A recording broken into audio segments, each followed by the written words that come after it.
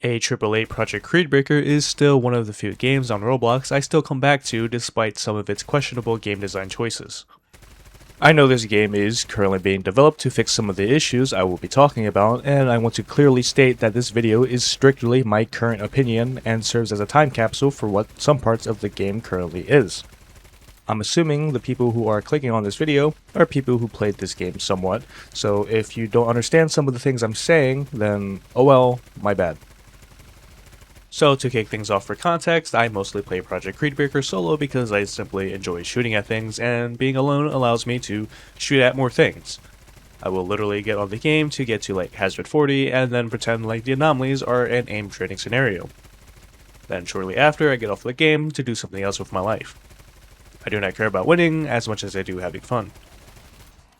For those that are curious, here are my stats in game to further provide more context. If you don't understand what these stats mean, just know I have an extremely low win rate in comparison to the amount of time played. There are a few main topics I want to cover, but the most important one I want to cover right now are anchors, more specifically anchor corruptions. If I were to compare anchor corruptions to things in other horde shooters like Left 4 Dead, Killing Floor, Call of Duty, just to name a few, they serve to provide friction to the player so they just don't run around in a circle forever or just, kill everything so it doesn't get too monotonous. Normally this is achieved through things like objectives such as solving small puzzles, escorting a thing, and whatever thing you can think of to make the player's goal not to just only kill things or, survive. Anchor corruptions do serve this purpose a little too well in fact, since it filters many of the builds, leaving a select few to essentially deal with this problem. The problem with anchor corruptions are the fact that they are not really interactive, since you basically just stand there looking at the anchor for like 12 to 15 seconds, with literally anything being able to push you off and make you do this whole entire process again. Which is probably the most infuriating thing that can happen in this game. Sometimes someone will just be held hostage doing this the entire game because no one else wants to do it because it's such a stupid game mechanic. Now, some of the experienced among you may exclaim that you could just make use of the Avenger's Shelter, Technician Turrets, Specialist Cameras, and so on. But that's sort of my point of needing specific tools to make this very prevalent game mechanic somewhat reasonable to deal with.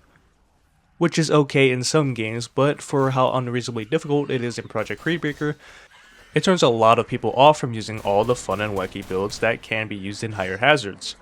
You can say it is a team-based game and you should rely on teammates, but the way this game handles the solutions currently causes some questionable design choices. Speaking of one of those design choices, Avenger should not really exist in this form at all. For those who don't know or need a reminder, Avenger can currently use an ability that can give 10 seconds of invisibility for teammates, and it can be upgraded to 15 seconds for nearly 100% uptime. If you have ever been chain sheltered by an Avenger before, you literally just can't die to anything because nothing can target you unless you somehow walk off the map or into gas. Now for Avengers themselves, they have options to make themselves extremely tanky, which is a whole other can of worms. But it makes sense until you realize someone playing optimally on Avenger changes the difficulty of the game drastically. Just imagine both sides of the coin. The Avenger player, who probably won't die since they are literally a walking behemoth, and the player being sheltered, who probably won't ever get hit once since infinite invisibility from the Avenger shelter. Some people may find this fun, but I just don't find this remotely healthy for any game to have no perceived threats because someone pressed the I win button off cooldown. Another class that I deem relatively problematic is the Technician. To be perfectly honest, the concept is fine. I like that they have a sentry and can use their equipment really effectively. The problem stems from the power levels of the sentry. They can literally do the job of a full team and can hold an area by themselves without much effort. They can also solo bosses if you really desire to do so. This class isn't really my cup of tea and is my least played class, but I don't think being able to AFK for half the game and still do more work than the 5 other players in your lobby playing different classes is a good concept to linger around. You can literally see this in the gameplay in the background for proof of this. Another point of contention is the weapon balancing of this game. From looking at the numbers, it could just be completely vibes based, but honestly, it doesn't even matter. Just let me give you some examples. Starting off with the pepperball guns, which have way more damage than about 99% of the guns in this game with little to no investment.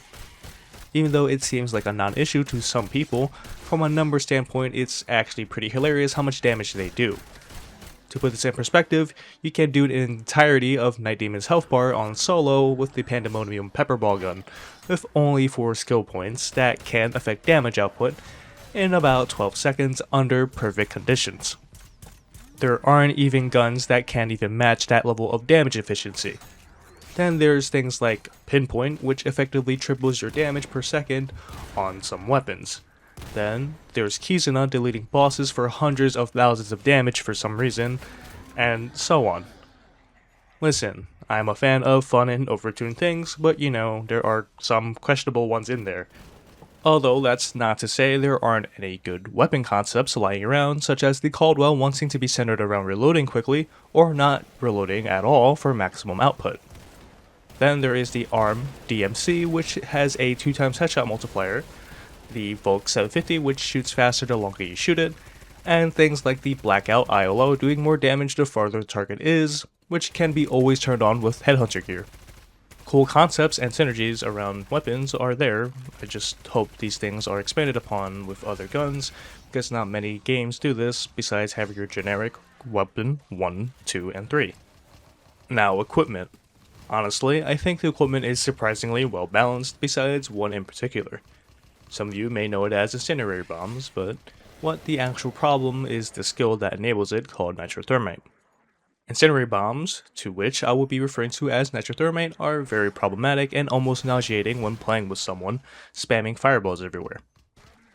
These things will literally kill 90% of the game's enemies without any issue, and you could just chuck them on the ground, then everything's magically dead. Not to mention the particle effects causing Anomaly AI to break and just slow the game down if you do it often enough. The equipment is literally just high reward and no risk. Then, on the flip side, there are frag grenades, which I think are surprisingly okay. They may obliterate almost anything caught in the explosion, but require at least some thought before throwing them. They may need to be tweaked damage-wise, but the issues surrounding them are mostly from what is built around them instead of the actual equipment. Now, the modifiers. This is literally one of the most defining features of this game. You can literally lose the game off of one bad modifier just because you played the wrong build sometimes. It was worse before, and it's somewhat better now, although having stuff like only Hellwalkers, Knights, Bladewalkers, or literally anything remotely tanky spawn, then you are going to be having a bad time when trying to get from place to place. Anchor corruptions only bolster this issue further, since if you couldn't tell, standing effectively still, unable to defend yourself for the most part, doesn't invite fun gameplay when a knight decides to teleport on you. There are also Ghost and Thorn Swarms, which pretty much kill most of the roaming capabilities of some builds, especially Royal Flush, Kizuna, or just some builds without that much HP, damage mitigation, or redirection.